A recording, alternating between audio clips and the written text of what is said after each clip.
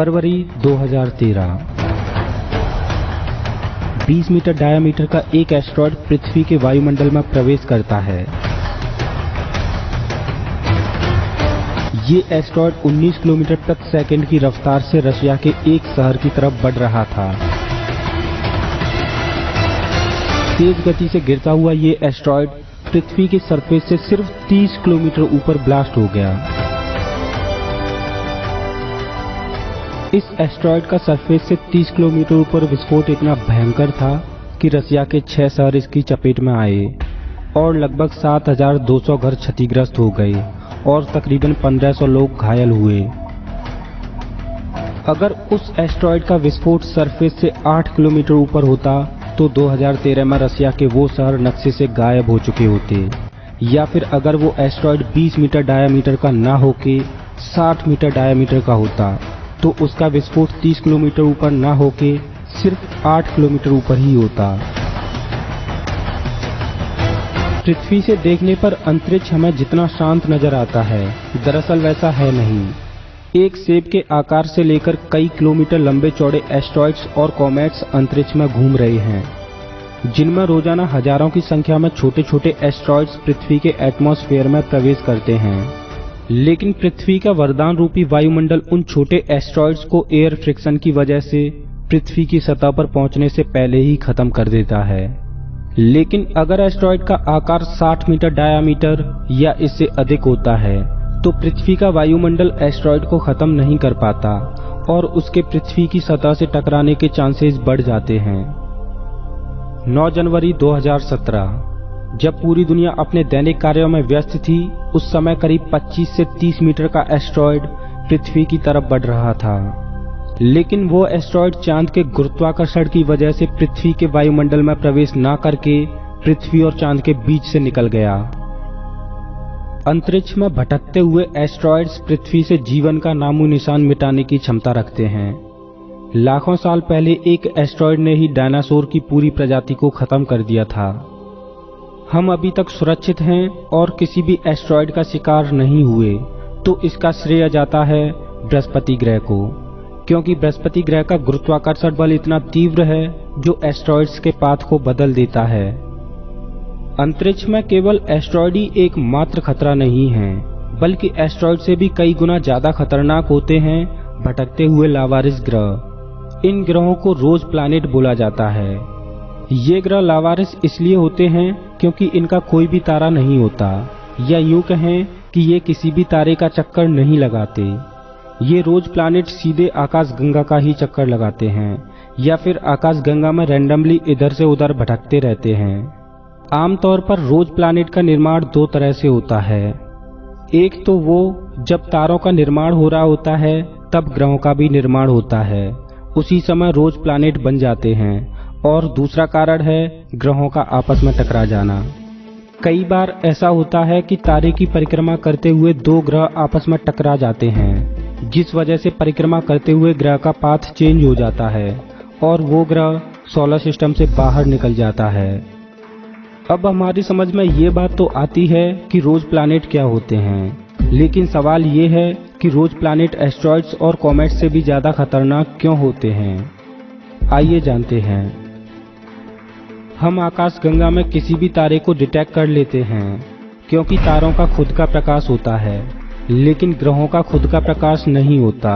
इस वजह से ग्रहों को डिटेक्ट करना मुश्किल होता है। हालांकि किसी भी तारे का चक्कर लगाते हुए ग्रहों को डिटेक्ट करना आसान है, लेकिन भटकते हुए लावारिस ग्रह को डिटेक्ट कर पाना बेहद मुश्किल होता है। आपने इंटरनेट पर एक अफवाह तो सुनी ही होगी कि पृथ्वी प्लैनेट एक्स नाम के ग्रह से टकराने वाली है। मैं आपको बता दूं कि फिलहाल ऐसा कुछ भी नहीं होने वाला, लेकिन इसका मतलब ये बिल्कुल भी नहीं है कि पृथ्वी कभी किसी ग्रह से नहीं टकराएगी। ऐसा हो भी सकता है, क्योंकि जब भी कोई लावारिस ग्रह किसी सोलर सिस्टम के पास से गुजरता है तो वो ग्रह तारे के गुरुत्वाकर्षण बल की वजह से सोलर सिस्टम के अंदर खिंचा चला आता है, जिस वजह से सोलर सिस्टम में चक्कर लगा रहे ग्रहों से वो लावारिस ग्रह टकरा जाता है। वैसे इसकी संभावना बहुत कम है कि हमारी पृथ्वी किसी ग्रह से टकराए, क्योंकि हमारे सबसे नजदीकी रोज प्लैनेट ही हमसे 7 प्रकाश वर्ष दूर है। अंतरिक्ष में एस्टेरॉयड्स और लावारिस ग्रह ही एकमात्र खतरा नहीं है। एस्टेरॉयड्स और लावारिस ग्रह से भी खतरनाक होते हैं शूटिंग स्टार्स, जिनको कि हाइपर वेलोसिटी स्टार भी बोला जाता है। आपने टूटते हुए तारों के बारे में तो सुना ही होगा। टूटते हुए तारों को देखकर लोग मन्नत यानी विश मांगते हैं।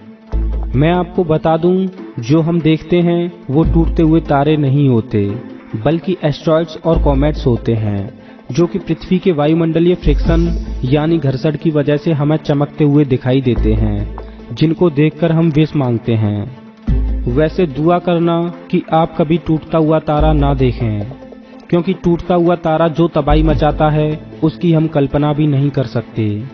टूटता हुआ तारा किस तरह से तबाही मचाता है, ये जानने से पहले हम ये जान लेते हैं कि टूटते हुए तारे का निर्माण कैसे होता है। टूटता हुआ तारा बाइनरी स्टार सिस्टम का हिस्सा होता है।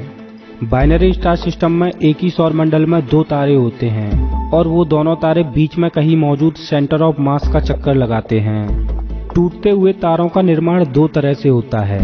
पहला तो ये कि जब तारे बूढ़े हो जाते हैं यानी तारों का ईंधन खत्म हो जाता है, तब बाइनरी स्टार सिस्टम के किसी एक तारे में सुपरनोवा विस्फोट हो जाता है, जिस वजह से दूसरा तारा सौर मंडल से बाहर धकेल दिया जाता है और वो तारा हाइपर वेलोसिटी गेन कर लेता है।